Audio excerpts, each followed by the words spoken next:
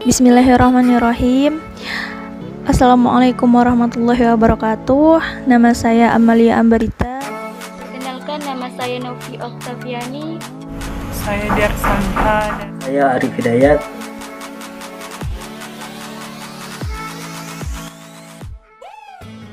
Bismillahirrahmanirrahim. Assalamualaikum warahmatullahi wabarakatuh. Nama saya Amalia Ambarita dari kelompok 9 yang akan menyampaikan sedikit materi tentang pendirian dinasti Abbasiyah. Nah, dinasti Abbasiyah merupakan kelanjutan dari dinasti Bani Umayyah. Dinamakan Abbasiyah karena pendiri dinasti ini adalah keturunan dari Al-Abbas, yaitu paman Nabi Muhammad SAW. Dinasti Abbasiyah didirikan pada tahun 132 Hijriyah atau 750 Masehi yang didirikan oleh Abul Abbas As-Saffah, dan kekuasaannya berlangsung dalam rentang waktu yang panjang dari tahun 132 Hijriyah atau 750 Masehi sampai dengan 656 Hijriyah atau 1258 Masehi. Abu al-Abbas As-Saffah adalah pendiri dinasti Bani Abbas. Akan tetapi, karena kekuasaannya sangat singkat, Abu Ja'far al-Mansurlah yang banyak bekerja dalam membangun pemerintahan atau berjasa dalam membangun pemerintahan dinasti Abbasiyah. Pada 762 Masehi, Abu Ja'far al-Mansur memindahkan ibu kota dari Damaskus ke Hashimiyah. Kemudian dipindahkan lagi ke Baghdad, dekat dengan Ctesifon, bekas ibu kota Persia. Oleh karena itu, ibu kota pemerintahan dinasti Bani Abbas berada di tengah-tengah bangsa Persia. Abu Ja'far al-Mansur sebagai pendiri dinasti Abbasiyah setelah Abu Abbas As-Saffah digambarkan sebagai orang yang kuat dan tegas. Di tangannya lah Abbasiyah mempunyai pengaruh yang kuat. Pada masa pemerintahannya, Baghdad sangatlah disegani oleh kekuasaan Bizantium. Selama dinasti ini berkuasa, pola pemerintahan yang diterapkan berbeda-beda sesuai dengan perubahan politik, sosial, dan juga budaya. Badriyati menjelaskan bahwa berdasarkan perubahan pola pemerintahan dan politik, para sejarawan biasanya membagi masa pemerintahan Daulah Abbasiyah menjadi 5 periode. Periode pertama pada tahun 132 Hijriyah sampai dengan 232 Hijriyah. Periode tersebut disebut pengaruh Arab dan Persia pertama. Periode kedua pada tahun 232 Hijriyah sampai dengan 334 Hijriyah disebut periode pengaruh Turki pertama. Periode ketiga pada tahun 334 Hijriyah sampai dengan 447 Hijriyah, yaitu masa kekuasaan dinasti Bani Buaih dan pemerintahan Khalifah Abbasiyah. Periode ini disebut juga masa pengaruh Persia kedua. Periode keempat pada tahun 447 Hijriyah sampai dengan 590 Hijriyah, masa kekuasaan Daulah Bani Seljuk dalam pemerintahan Khalifah Abbasiyah. Biasanya disebut juga dengan masa pengaruh Turki kedua. Periode kelima pada tahun 590 Hijriyah sampai dengan 656 Hijriyah, masa khalifah bebas dari pengaruh dinasti lain, tetapi kekuasaannya hanya efektif di sekitar kota Baghdad. Demikian penjelasan dari saya, kurang lebihnya saya mohon maaf. Wassalamualaikum warahmatullahi wabarakatuh. Bismillahirrahmanirrahim. Assalamualaikum warahmatullahi wabarakatuh. Perkenalkan, nama saya Novi Oktaviani, dan di sini saya ingin mempresentasikan materi saya yang berjudul Masa Keemasan Dinasti Abbasiyah. Masa keemasan dinasti Abbasiyah. Pada periode pemerintahan pertama, Bani Abbasiyah mencapai masa keemasan. Secara politis, Khalifah betul-betul tokoh yang kuat dan merupakan pusat kekuasaan politik sekaligus agama. Di sisi lain, kemakmuran masyarakat mencapai tingkat tertinggi. Periode ini juga berhasil menyiapkan landasan bagi perkembangan ilmu pengetahuan dalam Islam. Peradaban dan kebudayaan Islam tumbuh dan berkembang, bahkan mencapai kejayaannya pada masa Abbasiyah. Hal tersebut dikarenakan dinasti Abbasiyah pada periode ini lebih menekankan pembinaan peradaban dan kebudayaan Islam daripada perluasan wilayahnya. Puncak kejayaan dinasti Abbasiyah terjadi pada masa Khalifah Harun al-Rasyid pada tahun 784 sampai 890 Masehi dan anaknya bernama Al-Ma'mun pada tahun 813 sampai 833 Masehi. Ketika al-Rasyid memerintah, negara dalam keadaan makmur, kekayaan melimpah, dan keamanan terjamin walaupun ada juga pemberontakan. Dan luas wilayahnya mulai dari Afrika Utara sampai India. Pada masanya, hidup pula para filsuf, pujangga, ahli baca Al-Quran, dan para ulama di bidang agama. Didirikan perpustakaan yang diberi nama Baitul Hikmah. Di dalamnya, orang dapat membaca, menulis, dan berdiskusi. Khalifah Harun al-Rasyid sebagai orang yang taat beragama. Pada masanya, berkembang ilmu pengetahuan agama seperti ilmu Al-Quran, qiraat, hadis, fikih, ilmu kalam, bahasa, dan sastra. Keempat mazhab fikih tumbuh dan berkembang pada masa dinasti Abbasiyah, seperti Imam Abu Hanifah, Imam Syafi'i, Imam Hambali, dan Imam Hanafi. Lembaga pendidikan pada masa dinasti Abbasiyah mengalami perkembangan dan kemajuan sangat pesat. Hal ini sangat ditentukan oleh perkembangan bahasa Arab, baik sebagai bahasa administrasi yang sudah berlaku sejak masa Bani Umayyah, maupun sebagai ilmu pengetahuan. Di samping itu, kemajuan tersebut paling tidak juga ditentukan oleh dua hal sebagai berikut.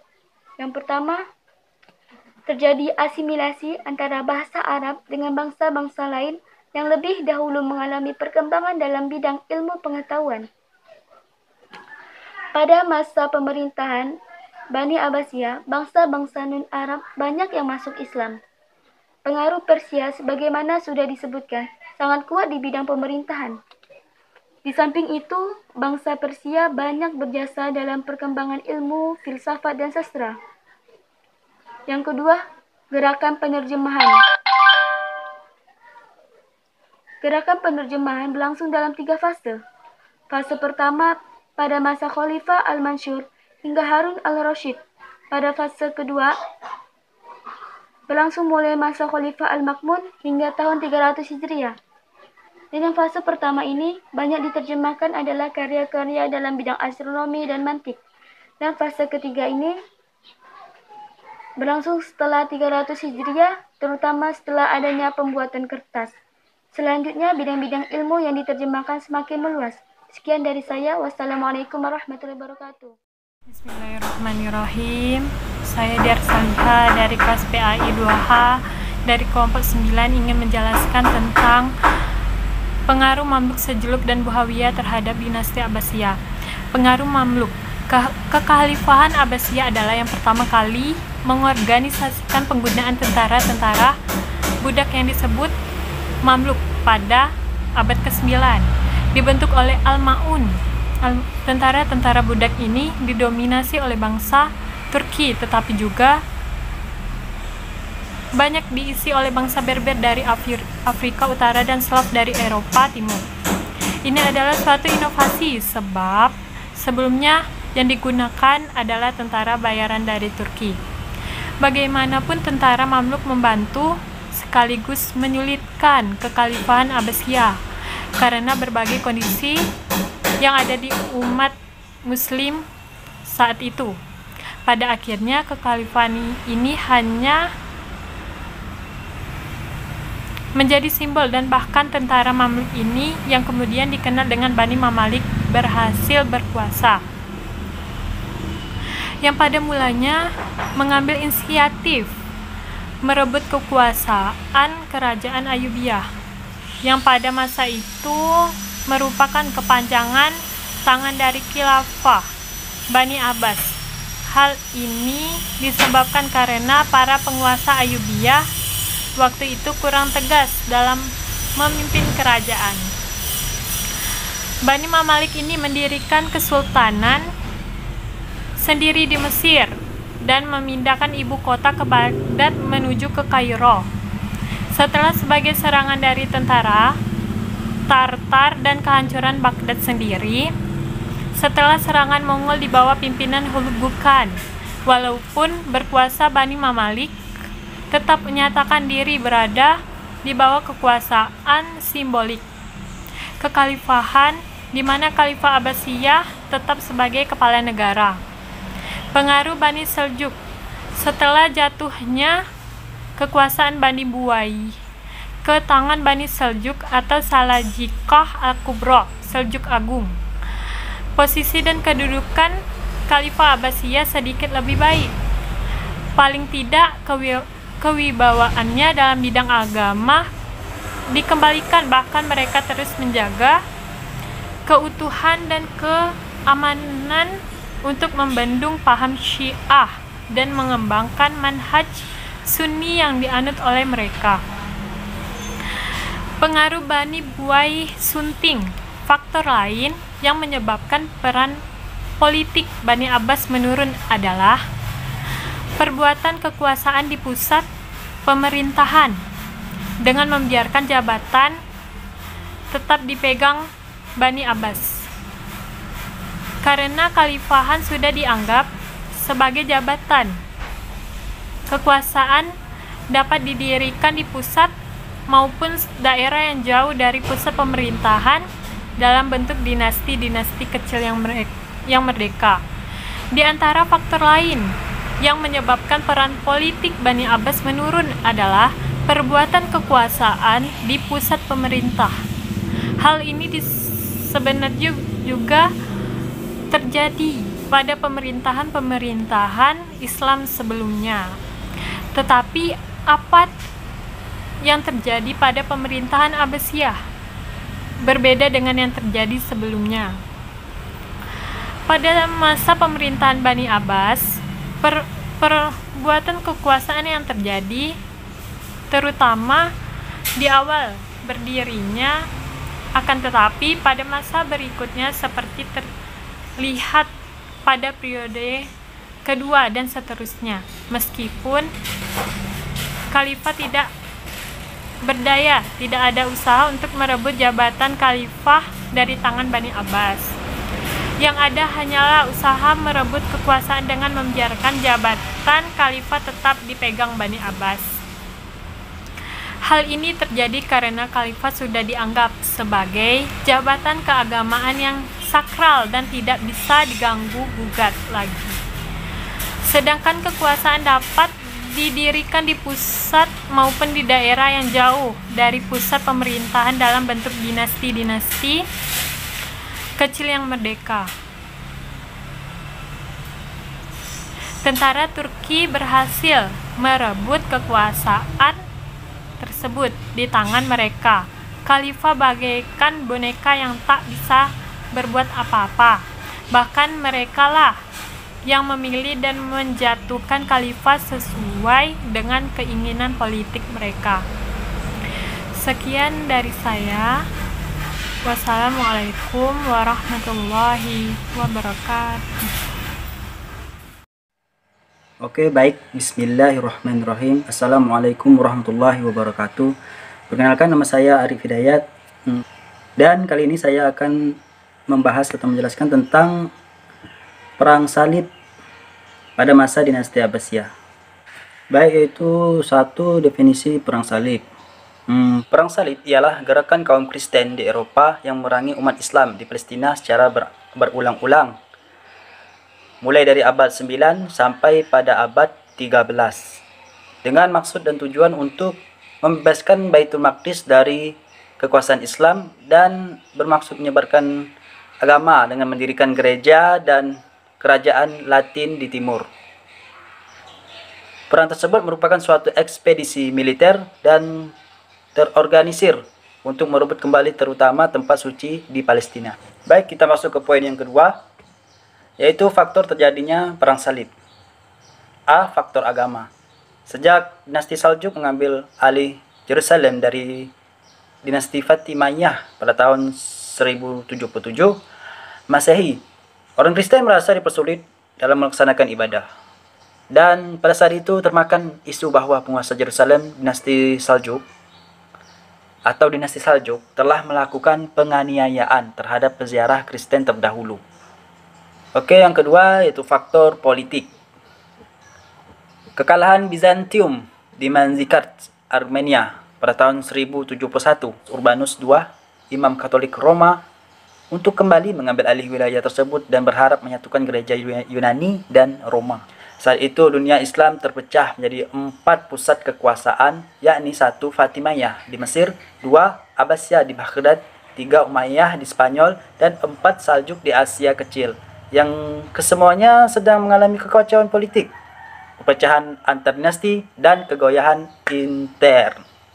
Oke, yang ketiga, faktor sosial ekonomi. Pada poin kali ini itu ditujukan kepada para pedagang besar yang berada di pantai timur Laut Tengah, terutama yang berada di kota Venesia, Genoa, Pisa, Barambisi, untuk menguasai sejumlah kota dagang di sepanjang pantai timur dan selatan Laut Tengah untuk memperluas jaringan dengan mereka. Oke, kita masuk ke poin yang ketiga, yaitu proses dan tahap dalam perang salib. Thurman membagi perang salib dalam 9 periode, antara lain: pertama, sejak tahun 1095 Masehi sampai 1099 Masehi. Yang kedua, sejak tahun 1147 Masehi sampai 1149 Masehi. Setelah perjanjian damai pada tahun 1147 Masehi tentang Muslim menaklukkan Edessa. Hal ini memantik tergelarnya kembali perang salib. Dan yang ketiga, sejak tahun 1187 Masehi sampai 1192 Masehi. Periode tersebut bisa dikatakan sebagai periode kebesaran Salahuddin Al-Ayyubi. Yang keempat, sejak tahun 1202 Masehi hingga 1204 Masehi. Perang salib pada periode ini dimulai oleh Paus Innocent III dengan maksud mengusir Ayyubiyah Mesir. Yang kelima, sejak tahun 1217 Masehi sampai 1221 Masehi. Pada tahun 1215 Masehi, Dewan Lateran keempat merumuskan kembali rencana untuk mengambil Yerusalem dari kekuasaan umat Muslim. Yang keenam, sejak tahun 1228 Masehi sampai 1229 Masehi. Pada tahun 1228, dengan kelihayannya berperang dan berdiplomasi, Kaisar Frederick II memimpin tentara salib dan berhasil menaklukkan Nazareth, Bethlehem, dan Yerusalem. Selanjutnya ketujuh, sejak tahun 1248 Masehi sampai 1254 Masehi. Pada tahun 1243, kaum Templar Kristen melanggar perjanjian perdamaian dan berkonflik dengan Mesir. Dan pada tahun kedua mereka menyerang Yerusalem. Yang kedelapan, sejak tahun 1270 hingga 1271 Masehi. Perang salib ini dimulai oleh Louis IX pada tahun 1270 Masehi. Ia bergabung dengan sisa-sisa kerajaan salib di Syria. Dan kesembilan, sejak tahun 1271 sampai 1272. Pada periode ini, Edward I memberikan tentara salib berperang dengan Baibars, namun usaha tersebut gagal total. Kita masuk yang poin yang keempat, pengaruh perang salib terhadap perkembangan Islam. Perang salib terjadi sampai pada akhir abad 13, memberi pengaruh kuat terhadap timur dan barat. Di samping kehancuran fisik, juga meninggalkan perubahan yang positif, walaupun secara politis misi Kristen Eropa untuk menguasai dunia Islam gagal. Perang salib meninggalkan pengaruh yang kuat terhadap perkembangan Eropa dan masa selanjutnya. Sedangkan bagi umat Islam, perang salib tidak memberikan kontribusi bagi pengembangan kebudayaan, malah sebaliknya kehilangan sebagian warisan kebudayaan. Peradaban Islam telah diboyong dari timur ke barat. Dengan demikian, perang salib itu telah mengembalikan Eropa pada kejayaan. Bukan hanya pada bidang material, tetapi pada bidang pemikiran yang menyebabkan lahirnya masa Renaissance. Oke. Untuk Ibu Fatimah Zahra yang terhormat, mungkin dan juga kawan-kawan, mungkin Hanya itu saja dari saya dan kelompok 9 yang dapat kami sampaikan mengenai peradaban Islam pada masa dinasti Abbasiyah. Bila ada kekurangan atau hal yang tidak paham, saya mohon maaf atas segala kesalahan yang kami lakukan. Sekian, wassalamualaikum warahmatullahi wabarakatuh.